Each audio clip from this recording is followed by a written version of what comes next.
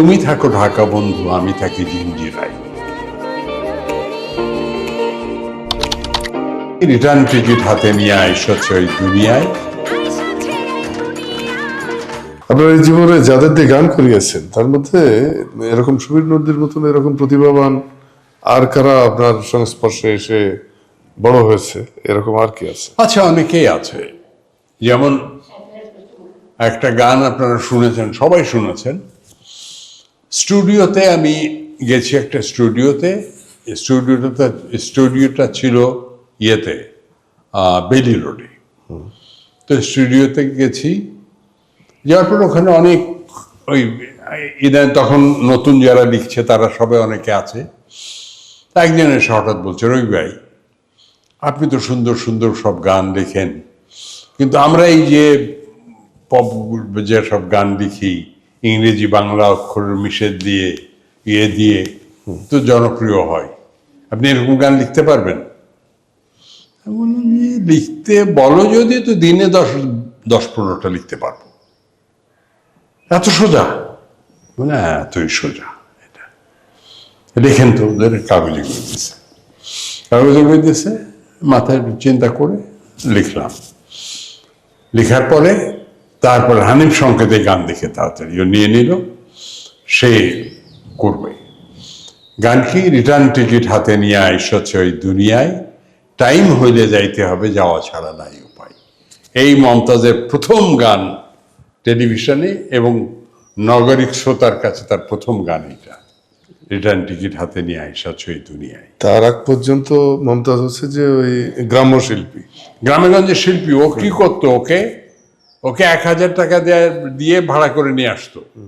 ওই 1000 টাকায় ওর সারা রাত গান করতো, যা গান নিত ওইটারে ভাগ করে করে ক্যাসেট করে করে গ্রামেগঞ্জে বিক্রি হতো। হ্যাঁ, এরপরে মমতাজ হয়ে গেল দামি শিল্পী। তারপরে ইত্যাদিতে আর একটা গানও করলাম, সেটা ভুলে গেছি আমি। যাই হোক, তো এরপরে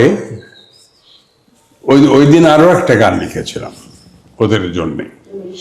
হ্যাঁ, যে তুমি থাকো ঢাকা বন্ধু, আমি থাকি জিঞ্জিরায়, কেমনে তোমার প্রেমের পঙ্খী পুষা রাখি পিঞ্জিরায়। বলে জিঞ্জিরা আর পিঞ্জিরা দিয়ে লিখলেন, এটা তোমাদের মতো না, তুমি এটা তোমরা বুঝবাও না। তুমি থাকো ঢাকা বন্ধু মানে তুমি ঢাকা থাকো, তোমাকে দেখা যায় না। কাকে দেখা যায় না? কাকে দেখা যায় না? আল্লাহকে দেখতে পাও? পাই না। তুমি থাকো ঢাকা বন্ধু, আমি থাকি জিঞ্জিরায়, এই যে সংসার নামক জিঞ্জিরে আবদ্ধ আমি, কেমনে তোমার প্রেমের পঙ্খী পুষা রাখি পিঞ্জিরায়। এরকম আর কেউ আছে যাদেরকে একেবারেই আপনি লিফট দিয়েছেন বলেই তারা প্রতিষ্ঠিত হয়েছে? না, ঠিক এরকম অনেক নাই, তবে শাম্মী আখতারের প্রাথমিক সাপোর্টটা আমি দিয়েছি। শাকিলা জাফর, ওর সাপোর্টটা আমি দিয়েছি। ওর প্রথম গান থেকে আরম্ভ করে। কোনটা ছিল প্রথম গান? ওর প্রথম গান ছিল আমার স্বপ্ন যদি লাল গোলাপটা হতো।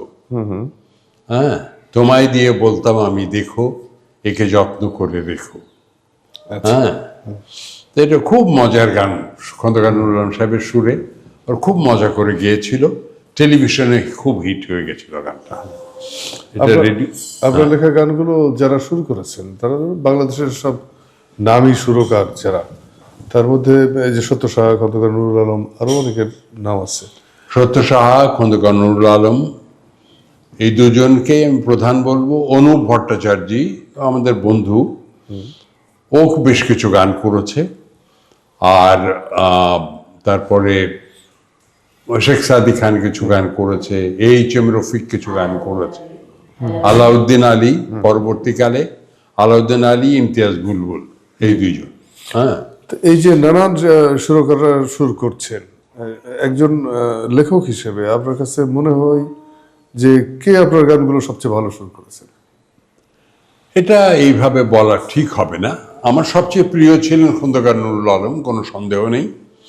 তবে খুব প্রতিভাবান আলাউদ্দিন আলী, অসম্ভব প্রতিভাবান।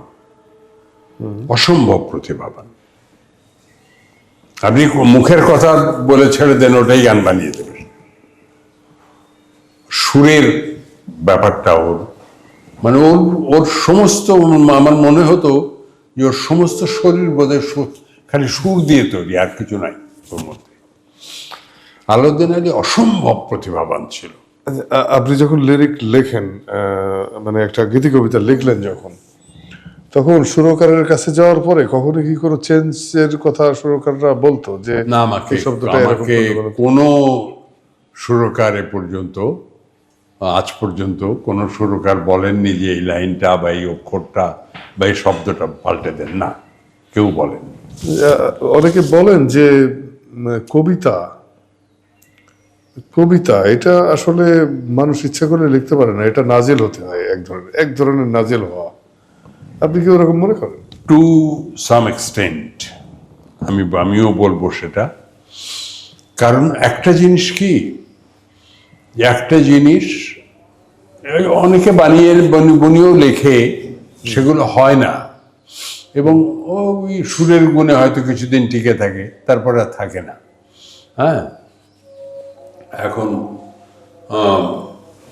এই যে কি বলে, বহু গান আছে এরকম, যে সমস্ত গান ওই কি বলে ব্যান্ড ট্যান্ডে ওরা হইচই করে গিয়েছে টিয়েছে। আমি একটা জরিপ করেছিলাম, সেই জরিপটা আমি করেছিলাম ইউনিভার্সিটির কি বলে টিএসসি এরিয়াতে, আর বেইলি রোডের ওই যে কফি শপগুলো ছিল এইগুলোতে।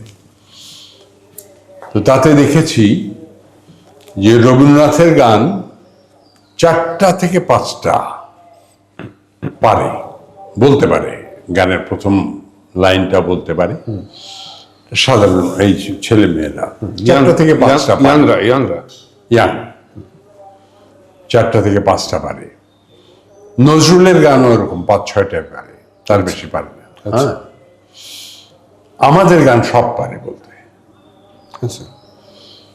তারপরে বললাম, না তোমরা যে গান শোনো, ব্যান্ডে যে গান শোনো, একটাও বলতে পারে না, কেউ বলতে পারে না। বড় জোর একটা বলে, ওই যে কি আলাল দুলাল, আজম খান, আলাল দুলাল, এছাড়া আর বলতে পারে না।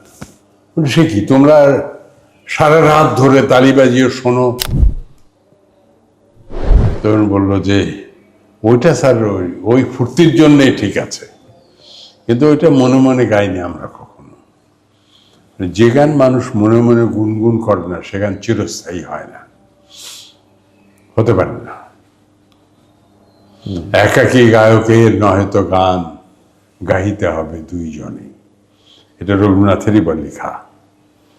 একজন গাবে গলা ছেড়ে, আর একজন মনে মনে, সে হচ্ছে শ্রোতা।